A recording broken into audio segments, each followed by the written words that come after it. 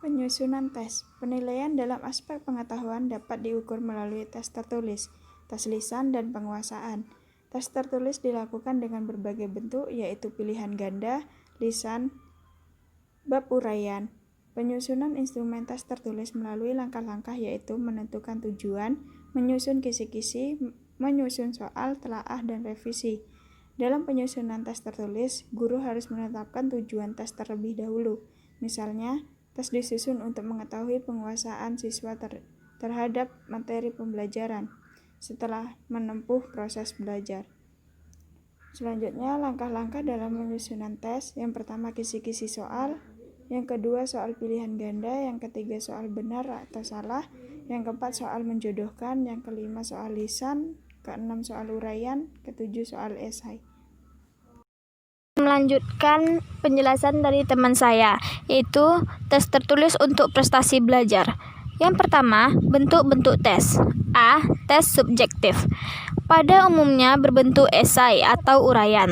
Tes bentuk esai adalah sejenis tes kemajuan belajar yang memerlukan jawaban yang bersifat pembahasan atau uraian kata-kata.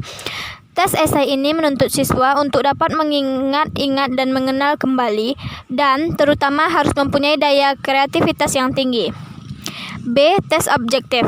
Tes objektif adalah tes yang dalam pemeriksaannya dapat dilakukan secara objektif.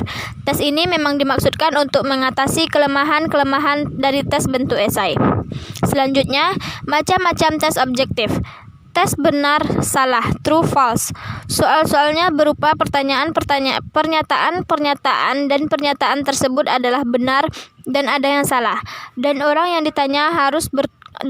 yang ditanya bertugas untuk menandai masing-masing pernyataan itu dengan melingkari huruf B jika pernyataan itu betul menurut pendapatnya dan melingkari huruf S jika salah. Petunjuk penyusunan. Yang A, tulis huruf B sampai dan S pada permulaan masing-masing item dengan maksud untuk mempermudah mengerjakan dan menilai. B. Usahakan agar butir soal yang harus dijawab B sama dengan butir soal yang harus dijawab S. Dalam hal ini hendaknya pola jawaban tidak bersifat teratur. C. Hindari item yang masih diperdebatkan. D. Hindarilah pertanyaan-pertanyaan yang persis dengan buku. E. Hindarilah kata-kata yang menunjukkan kecenderungan memberi saran seperti yang dikehendaki oleh item yang bersangkutan. Misalnya, semuanya, tidak selalu, tidak pernah, dan sebagainya.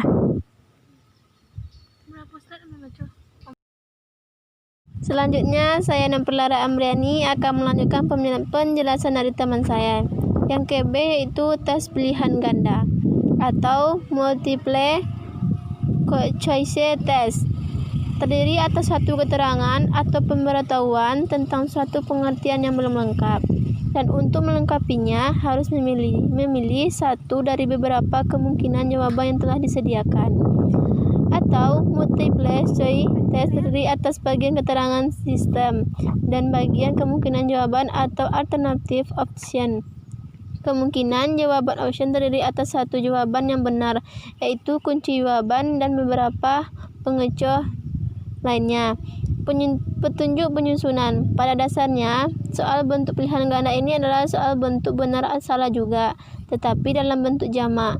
Percoba diminta membenarkan atau menyalahkan sistem dengan setiap pilihan jawab.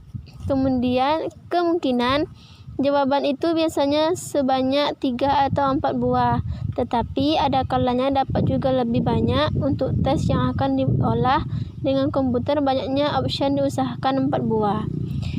Yang ke-C yaitu menjodohkan, matching test. Matching test pertandingan mencocokkan, memasangkan, atau menjodohkan terdiri atas satu seri pertanyaan dan satu seri jawaban. Masing-masing pertanyaan mempunyai jawaban yang tercantum dalam seri jawaban. Tugas murid ialah mencari dan menempatkan jawaban-jawaban sehingga sesuai atau cocok dengan pertanyaannya. Petunjuk penyusunan. Seri pertanyaan dalam matching test hendaknya tidak lebih dari 10 soal item, sebab pertanyaan yang banyak akan membingungkan murid.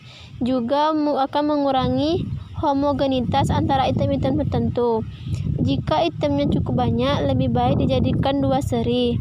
Yang ke-B yaitu jumlah jawaban yang harus dipilih harus lebih banyak dari soalnya, lebih kurang 1/2 kali.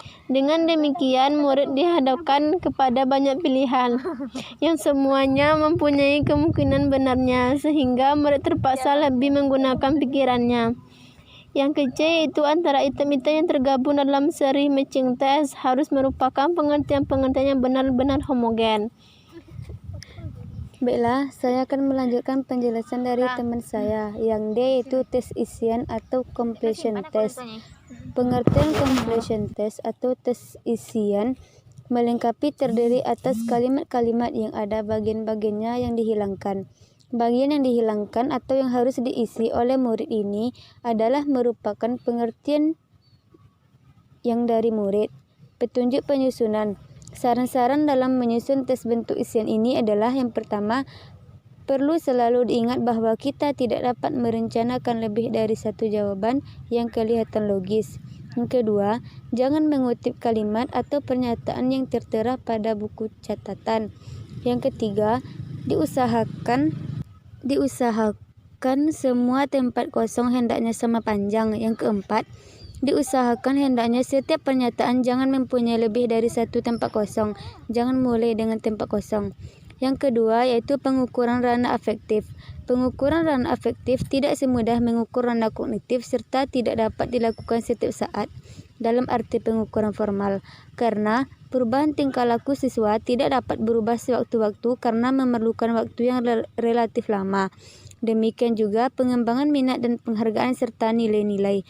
Untuk PSPB ada 4 nilai dasar yang akan dicapai yaitu yang pertama, kesadaran nasional sebagai suatu bangsa.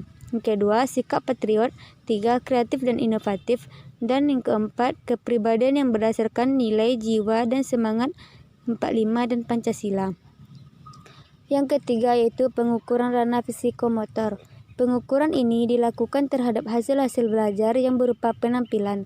Namun demikian, biasanya pengukuran ranah ini disatukan atau dimulai dengan pengukuran ranah kognitif sekaligus. Misalnya, penampilannya dalam menggunakan termometer diukur mulai dari pengetahuan mereka mengenai alat tersebut, pemahaman tentang alat dan penggunaannya atau aplikasi, kemudian baru cara menggunakannya dalam bentuk keterampilan. Instrumen yang digunakan untuk mengukur keterampilan biasanya berupa matriks. Ke bawah menyatakan perincian aspek atau bagian keterampilan yang akan diukur. Ke kanan menunjukkan besarnya skor yang dapat dicapai. Terima kasih.